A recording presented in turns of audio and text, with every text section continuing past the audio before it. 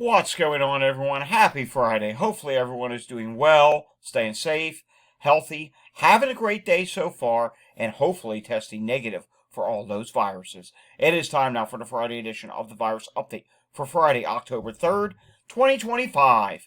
If you are new to my channel, welcome to my channel. This is where I do the daily virus update on all those viruses that can make us sick.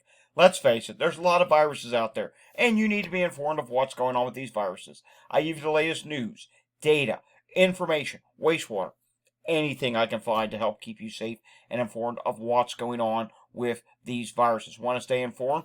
Just subscribe to my channel down below. Give this video a thumbs up. Hit that notification bell. Share this video with anyone you know. And leave your comments down below. Alrighty, we do have several news stories to take a look at today. And then we do have some of our daily data. As for weekly data, as of 1 o'clock on a Friday, it has not come in yet. You may know we are in a government shutdown here in the United States. More on that in a little bit. Yeah, we need to have a discussion today. I think it's an important discussion. Today's a good day for that. So starting off with this. Norovirus outbreak on Royal Caribbean cruise sickens nearly 100 people. Yes, we mentioned this the other day. It looks like now it has made it to Miami at its final destination where I guess it's docked now, and it was 70-something passengers a few days ago. Now, as of Wednesday, looks like it is 94 out of 1,874 passengers, and 4 of the 883 crew members have reported being ill during the voyage. So, yes, this is on the Royal Caribbean International Ship Serenade of the Seas, which departed from San Diego back on September 19th. And from what I understand, it did arrive. The news on TV is reporting that it arrived and is docked in Miami, though this story may be a little bit behind. Nonetheless, near 100 people now, and there have been several norovirus outbreaks aboard ships reported to the Centers for Disease Control here in the United States this year. Now moving on to several different regions in Australia for weekly respiratory updates from Dennis the COVID Info Guy. Tasmania fortnightly COVID update, week ending on September 28th, 2025, although it includes some other viruses as well. It looks like the positivity rate for COVID is down slightly by 0.5% to 2.2%. COVID cases, 40, down by 32.2%. Influenza A, 161 cases, down by 31.7%. Influenza B, 136 cases, down by 27.6%. And RSV at this time, 34.4% decrease, and 97 cases at this time. Now we move on to South Australia, weekly respiratory update for September 27th to October 3rd, 2025. Reported cases of COVID. Hey, this region's actually up ever so slightly at this time. 163 cases there and up by 0.6%. Flu, 959 cases, down by 5.5%. RSV, 372 cases, down by 21.3%. Pertussis, 89 cases. That's up by 2.2%. Reported deaths in 2025, and there is a caution symbol next to COVID, which is 74, and hey, that was up by 64 total this year. That's up by 7. Flu, 25, RSV, 5 so far this year. And now the Victorian Weekly Respiratory Surveillance Report for October 3rd, 2025. Again, this is all in Australia. This is from October up to October 3rd, so it's from September 21st through September 27th is when the data period is. COVID positivity rate is 2.4%. That's stable at this time. COVID, 411 cases, or down by 19%. Influenza A, 1,974 cases, or down by 8%. Influenza B, 455 cases, down by 40%. That's some good news. RSV, 473 cases, down by 25%. All right, moving on now to this. In Washington, in the state of Washington, in Pierce County, they got a problem. There is a case of Mpox. It used to be called monkeypox. It's now called Mpox, and I do recognize, I saw a post yesterday, someone said the CDC is back to calling it monkeypox once again. I don't know, they're making all these weird changes at the CDC. For your information, right now it is known as Mpox, but the discovery was made on September 24th in Pierce County Health Department to collaborate with the Centers for Disease Control and the state health department to increase wastewater testing for Mpox. So yes, Mpox is showing up in wastewater, meaning someone is likely infectious with Mpox in that area. Now moving on to this in South Carolina. South Carolina confirms full-blown outbreak of measles.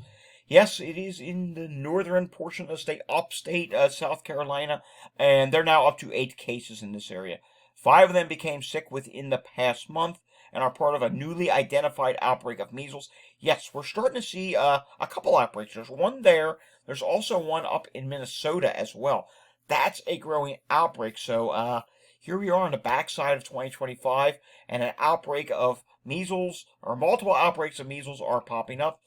Oh boy, here we go. Could cases be increasing once again in the United States?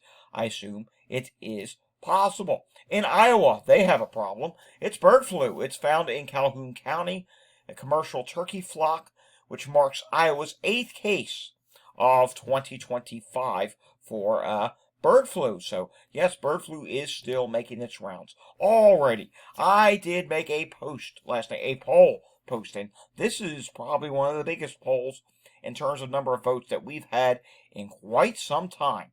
And I put, if you had COVID, have you returned to the way you felt pre-COVID? For those who have not had COVID, I will post updates in the comments, and I did. I posted an update there, when was it? 7:17 p.m. yeah, whenever I posted the update, 3 hours ago. 7:17 last night was when I posted the poll, and we're up to 1,133 votes, and 74.6% of people say they do not feel the way they felt before a COVID case, and 25.4% said, well, yes, they've returned to normal. Now, usually I would put a note in here. I didn't.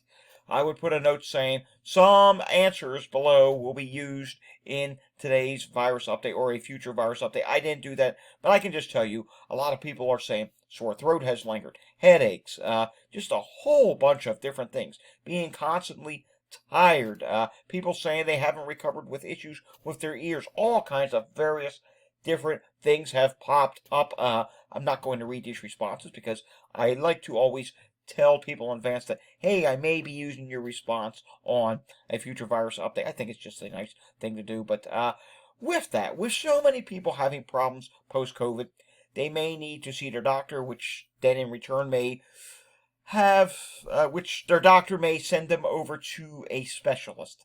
Yes, and going to a specialist is not always easy. It's not always cheap. It's not always affordable. It can get rather expensive.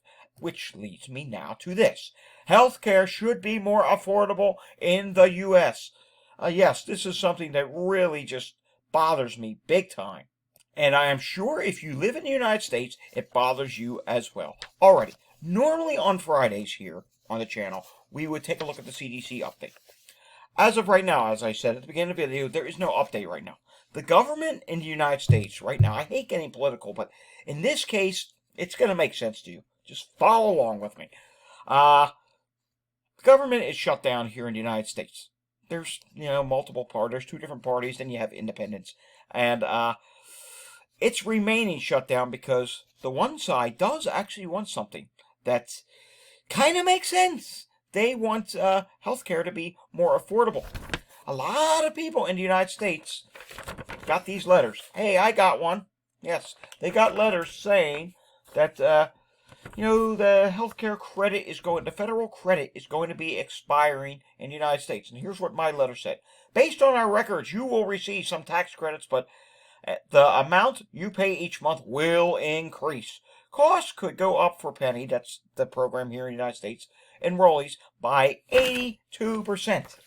And the Democrat Party in the United States fully gets that. They fully understand that. They know that people in states are going to have to pay more. I'm saying 82%. For some people, it's going up well north of 100%. This is ridiculous. Healthcare should be more affordable in the United States. There are more people needing to use healthcare now than there has ever been before, not just because of COVID. Yeah, long-term COVID effects is a big-time issue. we also have an aging population here in the United States. Let's face it, the baby boomer crowd, yes, they're all in their mid to late 60s, 70s, some cases they're 80s now. There's a lot of people that need to use health care. Hey, I know someone yesterday who had to make an appointment for a specialist, a family member actually, who had to make an appointment for a specialist yesterday. They couldn't get an available appointment, get this, until March of next year. I mean, healthcare is in big demand right now. But at the same time, many people who are using healthcare have to pay outrageous bills. People have treatments. You know me? You remember I was getting that injection? I've had to put that on hold. Why? Well, I'll give you two good reasons. I was trying to find a workaround because the copay was drying up because of healthcare not wanting to cover it. I've had to pause going on the workaround because I don't know what's going to happen when open enrollment comes 1 month from now on November 1st. I believe November 1st is when enrollment starts up. I don't know. The government shutdown. Is something going to be passed where we have help given to people who rely on the Affordable Care Act, who rely on state-run programs? I don't know. I don't want to go on right now and find, oh, here's something that will maybe help me, and oh, by the way, in 1 month my health care is completely changing. It's totally ridiculous what's going on here in the United States. There are people that want to get vaccinated, and remember, I always say here on the channel, getting vaccinated is your personal choice. If you don't want to get a vaccine, you don't have to. But there are people here, not just in the United States, other countries as well, who have to pay now, out of pocket, just to get a COVID vaccine. There are people who want to get tested at a pharmacy or a drugstore or wherever. You know, not the at-home test, the old-fashioned way from the early days in the pandemic. PCR, yeah, there's not a lot of PCR testing anymore. Even those places are mainly rapid now, but they have to pay out of pocket. It is totally ridiculous. No one should have to pay for this mess that we are in. It is just utterly ridiculous, and healthcare should be more affordable here in the United States. No one should be paying thousands of dollars a month for healthcare. It is real. It's really happening. People can't afford that. I mean, come on now. Yeah, can the top class afford it? But there's a lot of people that do not have healthcare from their employers, that need to rely on federally funded programs, that need to rely on state-ran programs just to get healthcare. There are millions of people who right now need that help, and because we're in such disarray here in the United States, they're not getting that help. Alrighty, let's move on. I think I said my piece about this. I hope someone passes along to members of Congress, to members of the Senate. Tell them that we need help here for health care in the United States because it is much too expensive. Alright, let's move over to the UK for a second. Weekly cases over in the UK of COVID, 2,459. That was up significantly by 22.2%. Weekly deaths, 82. And patients admitted in healthcare, that still says 1,162. Even though that says it went up, that has not updated. It even says August 31st there. Alrighty, moving back to North America now, let's take a look at what's going on in Canada. COVID-19 remains moderate in wastewater. Flu A, Flu B, and RSV all remain low. When will this ever change? Well, I don't know. We look at it almost every day, and we get pretty much the same result just about every day. Alrighty, taking a look at what is going on now with air qualities in the United States, and we need to refresh this. While it's refreshing, let's pause and take a hydration break, shall we? Doesn't that feel much better? Taking a look in the Pacific Northwest, we can see here in Washington what appears to be some really bad air qualities in portions of Washington. Could potentially be a new wildfire. I don't know. I'm going to have to investigate. And then we do just have some sporadic yellows and oranges up and down through to California. And the plains, we're watching this from Texas, Mexico, Oklahoma, Arkansas, Louisiana, straight on up to portions of the Great Lakes. Widespread areas of yellow, even some oranges showing up when it comes to air qualities at this time. So that is, yeah, that's not good. But the East Coast still doing fine at this time. We'll have to watch what happens tomorrow. The winds are going to shift out of the southwest along portions of the East Coast. So could some of that better air quality spread to the east? I guess it could. All right, taking a look at what's going on in Pinellas County, Florida. Wow, look at this. Sick person calls. A lot of them today. Not one, but 2, 3, 4, 5, 6, 7, 8 different sick person calls. Yeah, that's a lot. And oh, did another one just pop up? I don't even know. Something new just popped up there. Philadelphia yesterday, 742 EMS calls on Thursday. Taking a look at what's going on in Montgomery County right now shows we do have quite a few calls. It's been busy today. It was at 19 calls a little earlier, down to 14 now, but still busy. And you don't see it say EMS standby. You're seeing respiratory emergency and a bunch of other things. Chester County also has been busy. Is that still the case? I've been watching a lot of respiratory emergency calls in Chester County today. Still, yeah. 1, 2, 3 of them right now I'm seeing. A couple sick person calls, so yeah, that's not a good thing. Moving on now to the hospital situation in Pennsylvania. Let's refresh this. Northeast Pennsylvania, still getting hit hard with the hospitals. Just a couple of problems in Southeast Pennsylvania. And one in South Central Pennsylvania. Has that updated? No, it has not. I don't know why that hospital will not update. All right, there was no update out of New Jersey so far this week for their respiratory dashboard. How about the hospital situation in New Jersey? Well, Inspira Medical Center, Mannington, has a specialty issue. Jefferson Stratford Hospital has a specialty issue. And that's it for today. Moving on now to New York. Do we have anything from New York? Let's see. I hope we can get an update from New York. No. New York State has not updated yet. They will at some point today. It's 1:28 on a Friday. Anything we haven't got, we will get over the weekend, hopefully. I don't know if that's going to include anything in terms of CDC data. The most recent update from the CDC shows United States positivity rate is at 6.7%. There was an update last week that we did not get to, and I got to show this to you if we can. You just saw an error message there. Yes, here it is. That CDC Nowcast updated last week. I wasn't aware of this. It updated at some point last week to 85% of the cases being XFG, NB.1.8.1 is at 7%, and NW.1 is at 3%, and LP.8.1 is also at 3%. Let's see, did any of the CDC data for this week actually update? We're going to take a look here. We're still seeing September listed as the last update for wastewater, and taking a look at that epidemic status. No, this is not updated either. Hey, we will still have updates this week, and we're going to take a look at Wastewater Sunday on Sunday, but you can see here, generally on Wastewater Scan, heading into the weekend, the majority of the United States is now medium for COVID. However, the Northeast is still listed at high. Let's see what's going on there as a region. And yeah, you can see there's a wonky upward trend, but you get the point. It's still high. There's still wastewater sites with problems. Here's Bridgewater, New Jersey. Let's get Bridgewater. Can we? Because Bridgewater, New Jersey was what you saw when we first put on. We'll just refresh the page. And we will get Bridgewater. Yeah, there we go. Bridgewater is still listed at high at this time. And says no trend in the last 21 days. And really, that actually is true because it's back to where they were at the beginning of September. Yep, levels went back up at that wastewater site.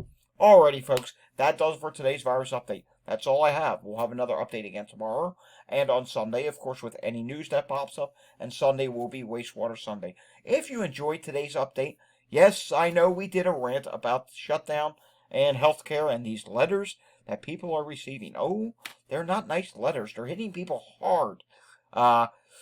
Healthcare is going to be so expensive here in the United States next year unless somebody does something. Gets me really frustrated. If you like today's video, give it a thumbs up. If you're new, subscribe down below. If you want to share this with anyone, go right ahead. Hit that notification bell. If you have a comment down below, maybe you received one of these healthcare letters. Maybe you're dealing with some problems post-COVID. Let me know about it down below. I will see you all again next time. Until I see you again next time, which will be tomorrow, stay safe, everyone, and have a fantastic Friday afternoon. Thanks for watching.